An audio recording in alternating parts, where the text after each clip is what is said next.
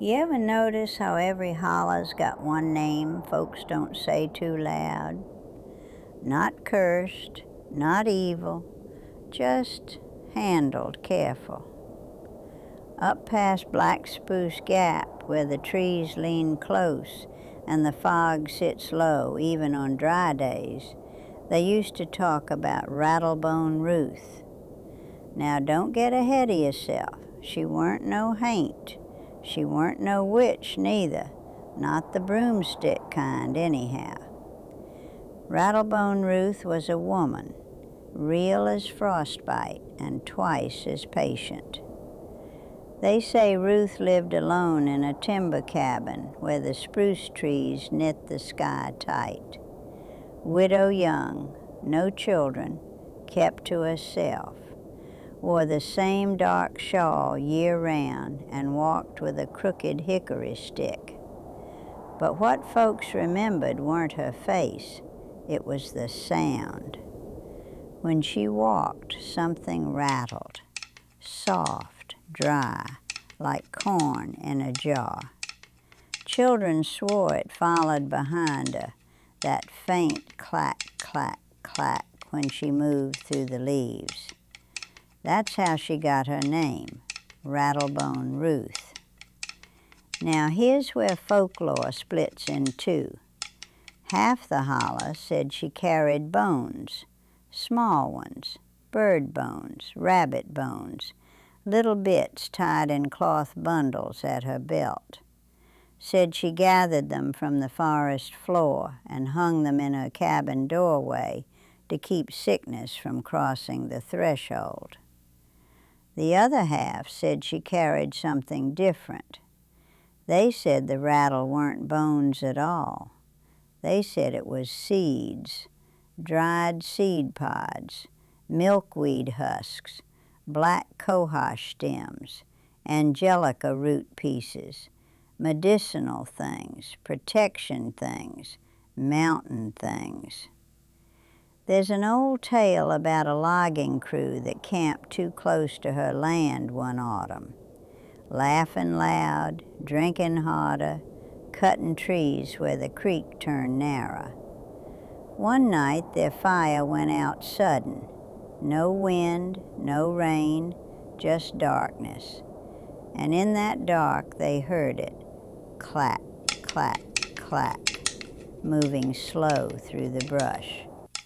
They said something circled their camp, not stepping heavy, not breaking sticks, just that soft, dry rattle.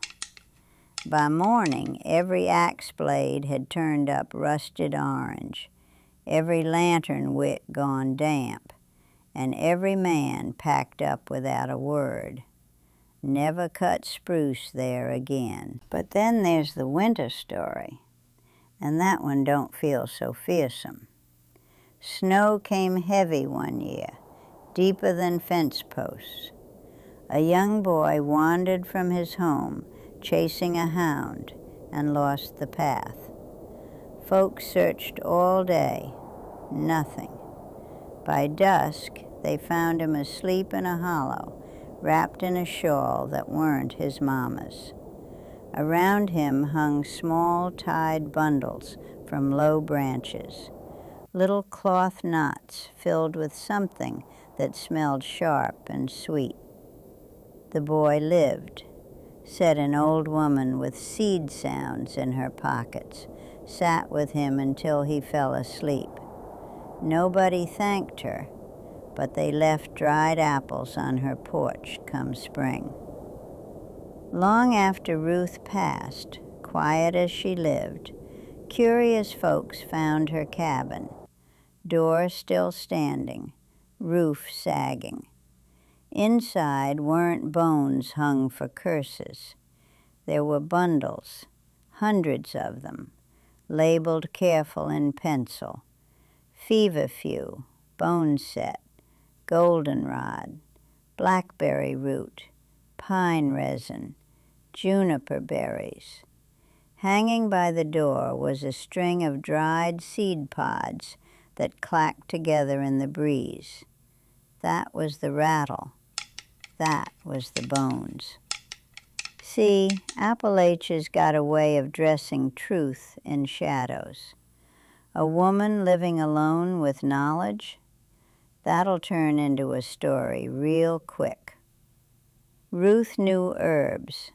Ruth knew the woods. Ruth knew how to make men uneasy when they stomped too loud. So folks wrapped her in mystery, safer that way.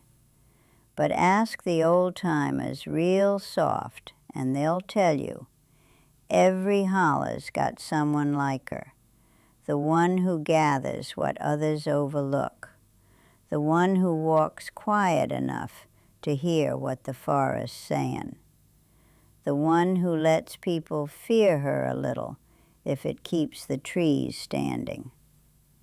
Now some still swear they've heard it, that soft rattle, especially when somebody's fixin' to do something foolish up Black Spruce Gap.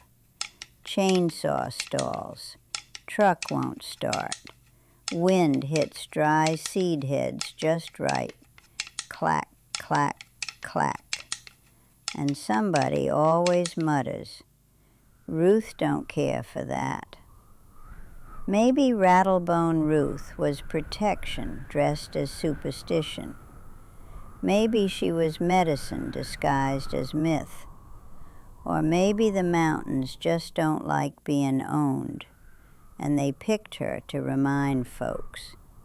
Either way, you don't cut spruce past the narrow bend.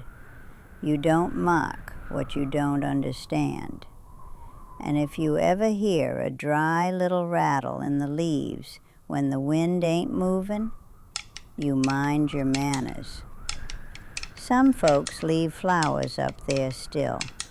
Some leave nothing at all. But everyone walks softer through Black Spruce Gap.